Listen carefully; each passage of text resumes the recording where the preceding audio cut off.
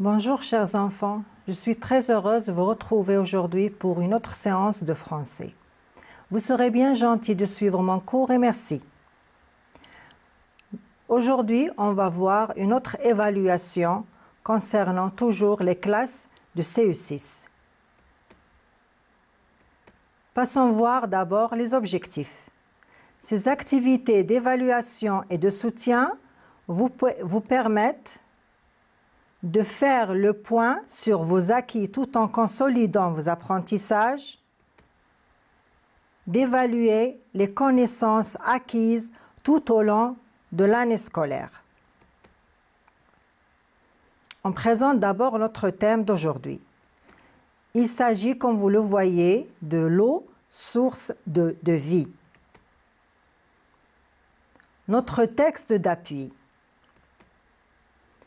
Lisons ensemble le texte pour comprendre le contenu.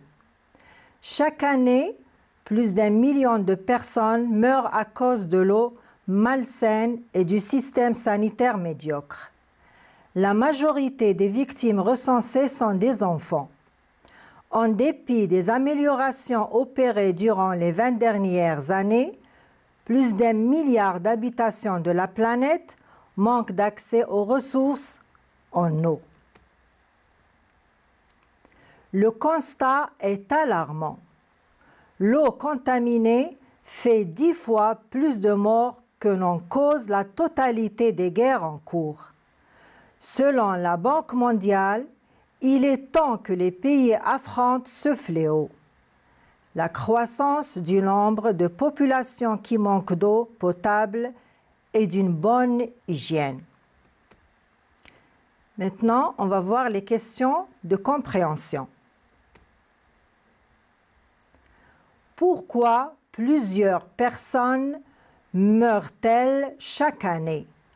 Pourquoi plusieurs personnes meurent-elles chaque année? Les victimes recensées sont-elles des vieux, des adultes ou des enfants? C'est-à-dire selon le texte, selon ce qu'on vient de lire. Plusieurs personnes meurent chaque année à cause de l'eau malsaine et du système sanitaire médiocre. La deuxième question, les victimes recensées sont-elles des vieux, des adultes ou des enfants? Les victimes recensées sont des enfants. Qu'est-ce qui cause le plus de mortalité? Les guerres ou l'eau insalubre? Et justifie ta réponse. C'est-à-dire tu vas expliquer, tu vas dire pourquoi. Très bien. L'eau insalubre cause le plus de mortalité. On va essayer de justifier notre réponse. Pourquoi? Parce que l'eau contaminée fait 10 fois plus de morts que n'en cause la totalité des guerres en cours. Quel fléau les pays doivent-ils affronter? C'est-à-dire, c'est quoi le problème? Le fléau que les pays doivent affronter est la croissance du nombre de populations qui manquent d'eau potable et d'une bonne hygiène. On passe à l'acte de langage. Exprimons l'obligation dans la phrase suivante. Nous affrontons ce fléau. Alors, A, il faut plus infinitif. Et B, il faut que plus subjonctif. On a 2 cas pour exprimer l'obligation dans cette phrase. Nous affrontons ce fléau. Très bien, voilà. Il faut affronter ce fléau. Ça c'est A. Et maintenant B, on a vu qu'il y a il faut que. On va utiliser bien sûr le subjonctif. Bien sûr, on doit garder la même phrase qu'on avait au début. Nous affrontons ce fléau. Il faut que nous affrontions ce fléau. Donnons le synonyme des mots suivants. malsaine. La majorité. Contaminé. Affronté. Donnons le synonyme de ces mots, c'est-à-dire l'explication ou le mot voisin. Malsaine, impur ou sale. La majorité, c'est la plupart. Contaminé, c'est infecté. Affronter, c'est lutter. Ici, on va donner l'homonyme des mots foi et cours. Voilà, c'est-à-dire les mots qui se prononcent de la même façon, mais ils ne s'écrivent pas de la même manière. Foi et foi. Et cours, on peut trouver le verbe courir avec T, il court, ou bien tout simplement la cour. Utilisons maintenant un préfixe pour dire le contraire. Un préfixe, on a toujours dit, c'est un élément qu'on ajoute au début d'un radical pour trouver un nouveau mot. Croissant, suffisant. Qu'est-ce qu'on va ajouter à croissant au début? Très bien, décroissant. Suffisant, pour avoir le contraire, insuffisant.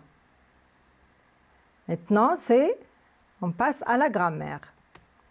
Pose la question en inversant le sujet. La population manque d'eau potable. La population manque d'eau potable.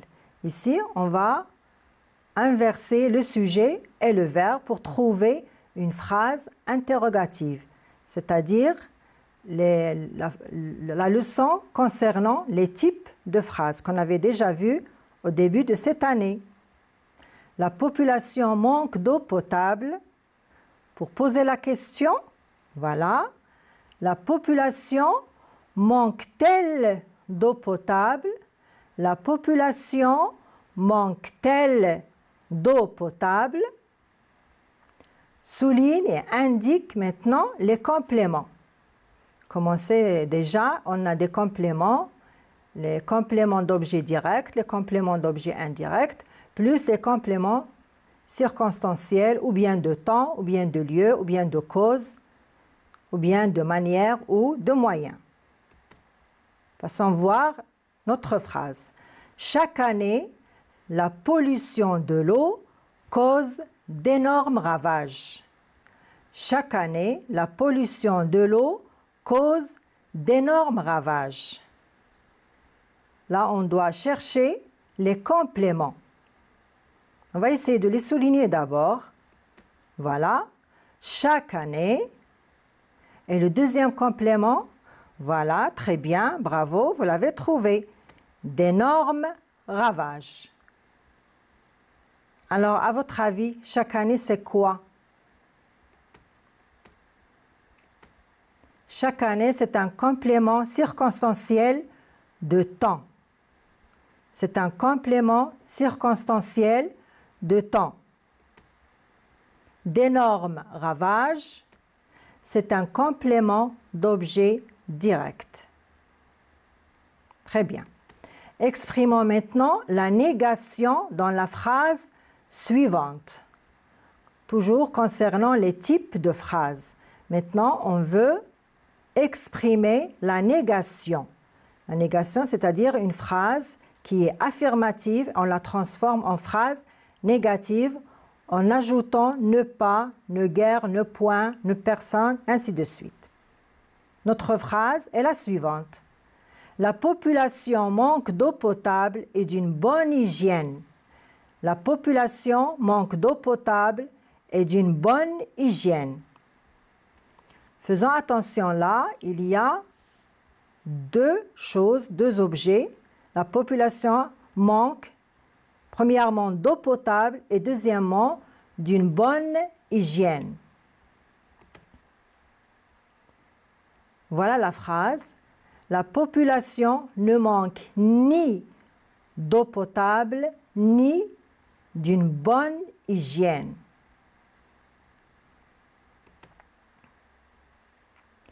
Transformons maintenant de la voix active à la voix passive. Les pays affronteront ce fléau. On a ici le sujet et le verbe affronter qui est le premier groupe, mais on doit faire attention à quel temps il est conjugué au futur. Ce fléau, c'est un complément d'objet direct. Donc, dans la voix passive, on doit conjuguer l'auxiliaire être au futur. On doit respecter le temps de la voix active. Les pays affronteront ce fléau. Bravo. Ce fléau sera affronté par les pays. On a vu qu'il n'y a pas d'accord. Pourquoi? Parce qu'on a dit ce fléau, c'est un nom singulier, masculin, donc il n'y a pas d'accord. On va voir maintenant la matière de conjugaison. Conjuguons maintenant les verbes selon les temps demandés. Les victimes, le verbe être, des enfants qui, le verbe avoir, soif. Et là, on nous demande de conjuguer ces auxiliaires être et avoir à l'imparfait. Bravo. Les victimes étaient des enfants qui avaient soif. Les victimes étaient des enfants qui avaient soif. C'est l'imparfait. Très bien. Passons voir la deuxième phrase. Le nombre des victimes, le verbe augmenter, c'est le premier groupe, mais dans cette phrase, on doit le conjuguer au futur. Mais on doit faire attention au sujet. Là, on a le nombre des victimes. Très bien. Le nombre des victimes augmentera. Le nombre des victimes augmentera. La troisième phrase, on a s'occuper de l'hygiène des enfants. S'occuper de l'hygiène des enfants. Là, c'est à l'impératif. On doit faire attention, c'est un verbe pronominal. À l'impératif, à la deuxième personne du pluriel. Voilà, bravo. Vous l'avez trouvé. Très bien. Occupez-vous de l'hygiène des enfants. Occupez-vous de l'hygiène des enfants. Bravo. Tous les habitants, le verbe devoir, économiser l'eau. Tous les habitants, le verbe devoir, préserver l'eau. Maintenant, c'est le présent. Devoir, c'est un verbe du troisième groupe. Voilà. Qu'est-ce qu'on peut dire? Voilà, mon enfant, tu l'as trouvé. C'est très bien. Tous les habitants doivent économiser l'eau. Maintenant, employons le temps qui convient. C'est à toi, mon enfant, de deviner le temps qui convient. Si on économisait l'eau, on, le verbe contribuer à la richesse de l'humanité. On a là la formule de si plus imparfait. Donc, si plus imparfait entraîne, très bien, le conditionnel présent. Si on économisait l'eau, on contribuerait à la richesse de l'humanité. Rappelle-toi, mon enfant, il y a une autre formule. Si plus présent entraîne le futur simple. Et là, dans cet exemple, on a si plus imparfait entraîne le conditionnel présent. Orthographe maintenant. Remplaçons le mot souligné par l'heure ou l'heure. Je vous rappelle un peu la définition de l'heure et l'heure. Je n'écris jamais l'heure avec S devant un nom singulier ou devant un verbe. Par contre, l'heure avec un S, je l'écris devant un nom, mais devant un nom au pluriel. Je donne l'exemple. Il faut des années aux habitants pour apprendre à économiser l'eau. Il faut des années aux habitants pour apprendre à économiser l'eau. D'abord, on doit souligner le mot qu'on doit remplacer par l'heure. Il faut des années aux habitants, on vient de souligner aux habitants, pour apprendre à économiser l'eau. Maintenant, on doit remplacer le mot souligné par l'heure. Voilà. Il leur faut, puisqu'on a le verbe maintenant falloir, on écrit l'heure sans S. Il leur faut des années pour apprendre à économiser l'eau. Mettons maintenant peu ou peu. Ce sont des homonymes, rappelez-vous. Avec plus de volonté, on peut, mais lequel de ces trois peut qui convient là, on peut lutter contre la pollution de l'eau. Là, on a on, c'est l'impersonnel, c'est un sujet. On a besoin, bravo, on a besoin d'un verbe. Très bien. Voilà. On peut lutter contre la pollution de l'eau. Avec plus de volonté, on peut lutter contre la pollution de l'eau. Donnons maintenant le pluriel de ces mots. Un journal, un tapis et un bal. Ce sont des règles que vous avez vues certainement durant l'année scolaire. Voilà. Des journaux. Un tapis, c'est un mot qui contient déjà le S. Comment écrit-on ce mot au pluriel?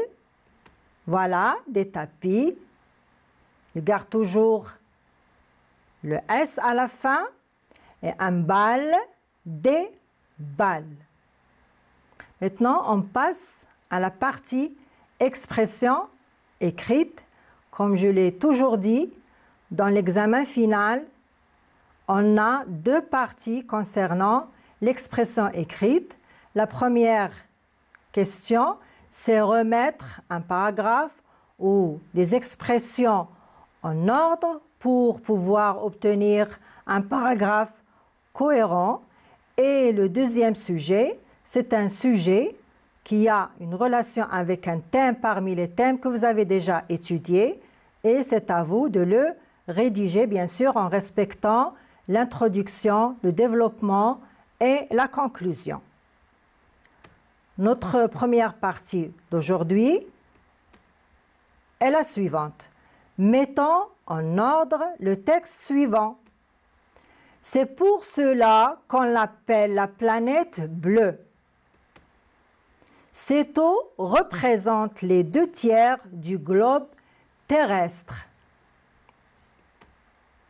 Le plus grand océan est l'océan Pacifique. Il occupe la moitié de cette surface. La Terre est entourée d'eau.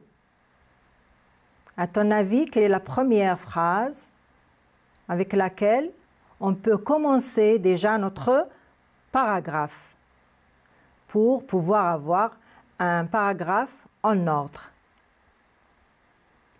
Voilà, la Terre est entourée d'eau.